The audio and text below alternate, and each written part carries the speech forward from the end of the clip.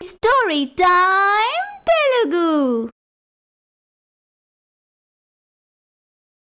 అత్తా కోడలు ఓ చిలుక రెండవ భాగం. విజయ్ సౌమ్యల మాటలని చాటుగా విన్న మంగమ్మ ఎలాగైనా వారిద్దరికీ పెళ్లి జరగకూడదని ఆలోచిస్తూ ఉంటుంది. కొన్ని రోజుల తర్వాత ఒకరోజు రాత్రి తన భర్త రామయ్యతో ఇలా అంటుంది. ఏవయ్యా, అమ్మాయికి పెళ్లి వయసు వచ్చింది. అలాగే ఎన్నాళ్ళని ఇంట్లో ఉంచుకుంటాం? చూసేవాళ్ళు ఏమనుకుంటారు? మంచి సంబంధం చూసి పెళ్లి చేద్దాం. నీకు కూడా ఆరోగ్యం బాగుండట్లేదు కదా. నిజంగా నువ్వేనా ఇది?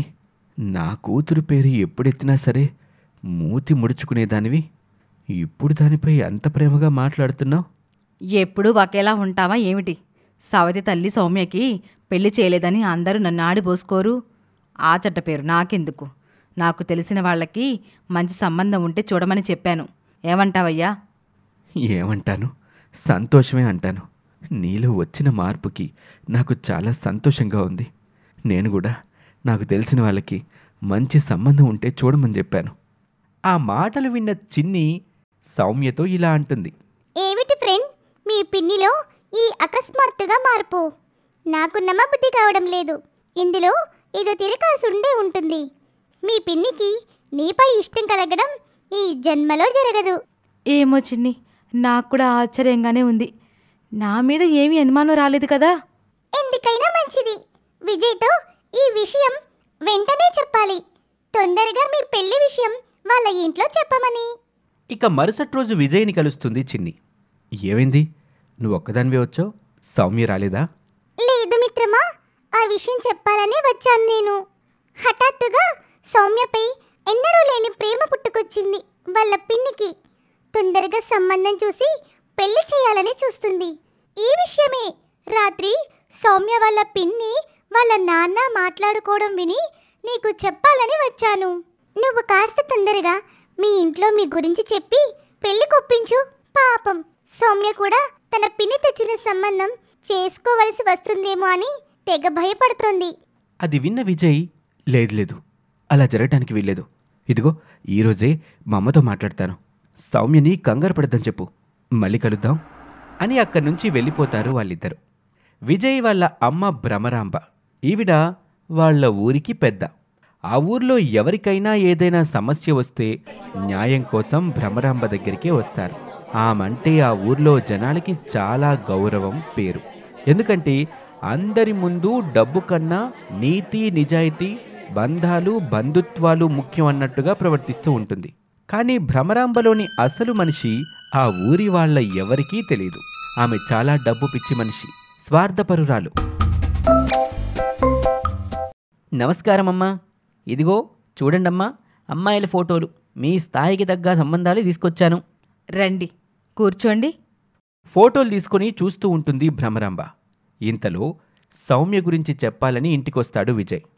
ఒరే విజయ్, ఇలారా. ఏంటమ్మా? ఈ మధ్య ఏమిటి ఎక్కువగా ఈ సమయంలో బయటకెళ్తున్నావు? అదేం లేదమ్మా, ఊరికే.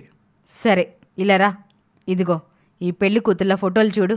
ఇప్పుడే నాకు పెళ్ళొద్దమ్మా, కొద్ది రోజులు ఆగుతాను. ఇంకా చిన్నపిల్లాడు అనుకుంటున్నావేమిట్రా? పెళ్లి వయసు వచ్చింది, ఇంకెప్పుడు చేసుకుంటావు? అది కాదమ్మా, నాకింకా ఉద్యోగం రాలేదు కదా. ఉద్యోగం వచ్చాక పెళ్లి చేసుకుందామని. ఇప్పుడు ఉద్యోగంతో అంత పనేమిటి? నువ్వు ఉద్యోగం చేసి నీ పెళ్ళాన్ని బ్రతికించాల్సినంత కర్మ ఏముంది మన దగ్గర? చాలా డబ్బుంది. ఆయన నీకు కట్నంగా కూడా వస్తుంది కదా. నీకోసం బాగా గొప్పింటి సంబంధాలు, డబ్బున్న వాళ్ళని చూస్తున్నాను. అవును బాబు, ఏ వయసులో జరగాల్సిన ముచ్చట ఆ వయసులో జరగాలి. వీళ్ళలో నీకు ఏ అమ్మాయి నచ్చిందో చెప్పు.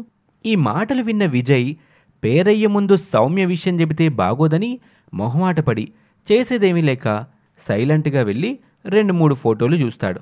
వీళ్ళెవరూ నాకు నచ్చలేదమ్మా అని అక్కడి నుంచి వెళ్ళిపోతూ ఉంటాడు. అదేమిట్రా, సరిగా చూడకుండానే అలా అనేసావు అని భ్రమరాంబ అంటున్నా వినిపించుకోకుండా విజయ్ వెళ్ళిపోతాడు. ఏమిటో ఈరోజు వీడి మూడు బాగా లేనట్టుగా ఉంది. అమ్మా, అబ్బాయి ప్రవర్తన చూస్తుంటే నాకేదో అనుమానంగా ఉంది.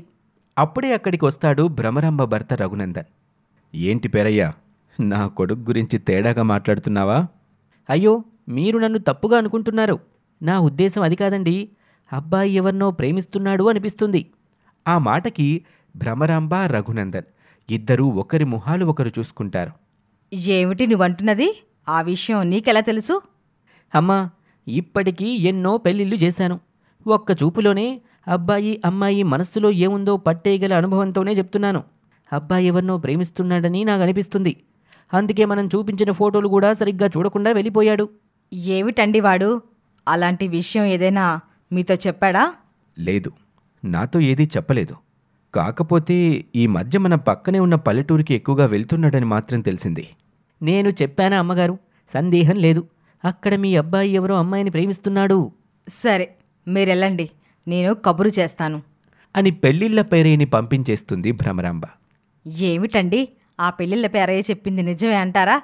నాకు కూడా అతను చెప్పింది నిజమేనేమో అనిపిస్తుంది భ్రమరాంబ. చచ్చినా అలా జరగకూడదు. మన లక్షల ఆస్తిని మన అబ్బాయి పెళ్లి ద్వారా కోట్ల ఆస్తిగా చేయాలని ఎన్నో ఏళ్లగా కలలు కంటున్నాను. దారిని పోయే ఏ దానమనో తీసుకొచ్చి ఇదే నీ కోడలని చెప్పి నా ఆశలని ఆవిరి చేసేటట్టుగా ఉన్నాడు. ముందుగా జాగ్రత్త పడడం మంచిది. వాడిని ఒక కంట కనిపెట్టండి. అలాగే. సరేనండి, ఆ వీరేష్ ఇంట్లో ఏదో గొడవంట. వాళ్ళు వచ్చే టైం అయింది, ఆ సంగతి ఏంటో చూస్తాను. ఇంతలో బయట నుంచి పనివాడు సీనయ్యొచ్చి వీరేష్ వాళ్ళు వచ్చారు అని చెప్తాడు. నమస్కారం అమ్మగారు. ఏమిటి మీ సమస్య? అప్పుడు వీరేష్ కొడుకు రవి, అమ్మా, నేను ఒక అమ్మాయిని ఇష్టపడ్డాను. వాళ్ళు మాకంటే పేదవాళ్ళు. అందుకని ఆ అమ్మాయిని పెళ్లి చేసుకోవటానికి వీల్లేదని మా నాన్న నన్ను ఇబ్బంది పెడుతున్నాడు. ఏమిటి వీరేష్, నిజమేనా? వాణ్ణి ఎంతో కష్టపడి పెంచాను. వాడు ఎదిగినప్పటి నుంచి మంచి కట్నం వస్తుందని ఆశపడ్డాను. ఇప్పుడు తీరా తినటానికి లేని అమ్మాయిని కోడలుగా తీసుకొస్తానంటున్నాడు. మీరే న్యాయం చెప్పాలి. నువ్వు చాలా తప్పుగా ఆలోచన చేస్తున్నావు వీరేష్. పిల్లలపై ఆశలు పెట్టుకోవడంలో తప్పులేదు. కానీ వాళ్ళకిష్టం లేకపోయినా సరే మనకు నచ్చింది వాళ్ళు చేయాలి అని పట్టుబట్టడం మాత్రం తప్పు. ఒకప్పుడు నీ భార్య మాత్రం నీకంటే పేదంటిది కాదా? నువ్వు చేసుకోలేదా? ఈరోజు నీ కొడుకు దగ్గరకొచ్చేసరికి అది తప్పయింది. మంచి గుణవంతురాలైన కోడలు కావాలి తప్ప ఆస్తులు కాదు. దగ్గరుండి వాళ్ళకి పెళ్లి జరిపించు.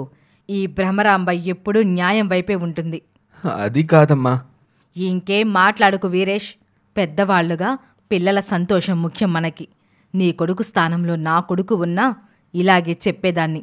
డబ్బు కంటే మనుషుల ప్రేమ, ఆప్యాయత, అనుబంధాలు గొప్పవి. సరేనమ్మా, మీరు చెప్పినట్టే వాడికి నచ్చిన అమ్మాయితో పెళ్లి జరిపిస్తాను అని చెప్పేసి వాళ్ళంతా అక్కడి నుంచి వెళ్ళిపోతారు. ఇక సీనయ్యని పిలుస్తుంది భ్రమరాంబ. సీనయ్య, విజయబాబు ఎక్కడా కనిపించడం లేదు. ఇందాక మీరు మాట్లాడుతున్నప్పుడు బయటికెళ్ళాడమ్మా. ఎక్కడికెళ్తున్నాడో ఏమైనా చెప్పాడా?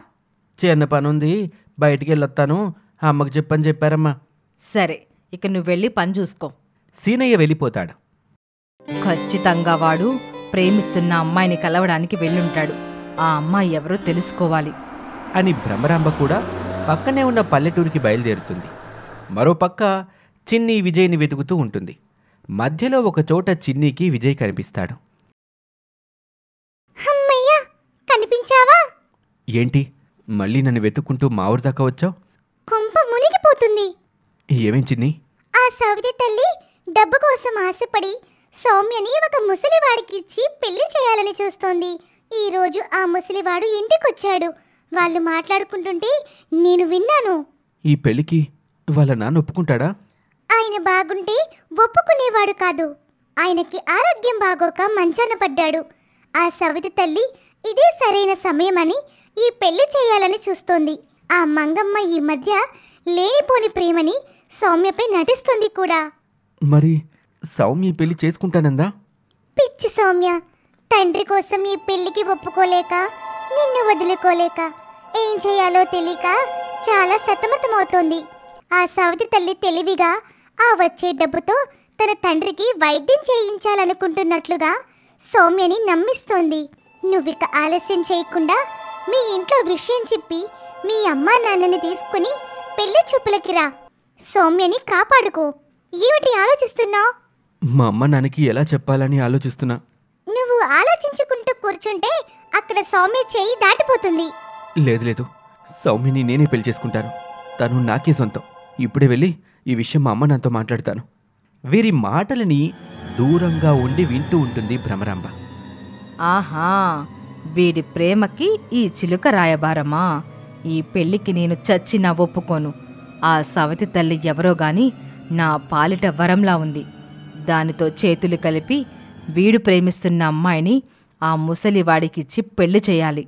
అప్పుడు నేను అనుకున్నట్టు వీడిని కోటీశ్వరుడికి అల్లుడిని చెయ్యొచ్చు అని అనుకుంటుంది భ్రమరాంబ. ఇక ఆ తర్వాత ఏం జరుగుతుందో వచ్చే భాగంలో చూద్దాం.